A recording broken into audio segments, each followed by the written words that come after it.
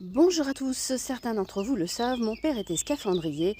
Il faisait partie des pionniers de la plongée en eau profonde avec des tourelles comme celle-ci. Alors il a écrit un livre, je vous en parlerai dans mon descriptif. Mais ce qu'on va faire, on va aller regarder ensemble à quoi ça ressemble. Cette tourelle est légèrement différente de celle de mon père qui était beaucoup plus arrondie. Mais le point commun, c'est la petite trappe en dessous par laquelle les plongeurs pouvaient rentrer et sortir. Du coup, j'en ai profité pour passer ma caméra afin que vous puissiez apprécier ce tout petit espace dans lequel vivaient les plongeurs. D'ailleurs, dans le livre que je montre en fin de vidéo, vous verrez quelques photos de mon père dans cet espace.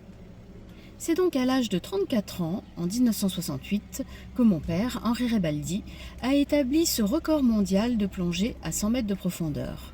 Et cela avait fait couler beaucoup d'encre car cela semblait tellement impossible.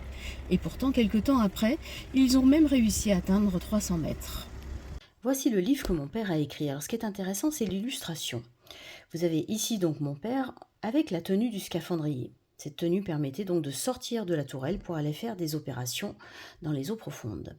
Ici, vous avez donc la tourelle qui est, comme vous le voyez, beaucoup plus ronde que celle que vous avez vue en début de vidéo. Et ce qui est intéressant, c'est ici, les bouteilles. Alors vous avez dû remarquer sur la tourelle de la vidéo, il y avait des petits clips qui servaient à fixer ces bouteilles qui sont des mélanges d'hélium, d'oxygène et d'azote.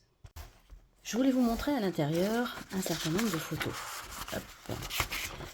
La première photo, vous reconnaîtrez, c'est une photo qui est située à l'intérieur de cette tourelle. La deuxième photo, c'est donc cette fameuse combinaison du scaphandrier qui permettait donc les plongées. Alors en l'occurrence 100 mètres au début, puis 300 mètres plus tard. Ici vous avez, alors je vais reculer un petit peu, l'article de journal de la première mondiale de l'opération Ludion à 100 mètres. Et par la suite, ils ont pu faire des descentes jusqu'à 300 mètres. Alors évidemment, de nos jours, on descend beaucoup plus bas. Mais ce qui est intéressant, c'est que vraiment mon père faisait partie des pionniers. Je tenais à remercier l'école de scaphandrier de Fréjus qui m'a laissé tourner cette vidéo.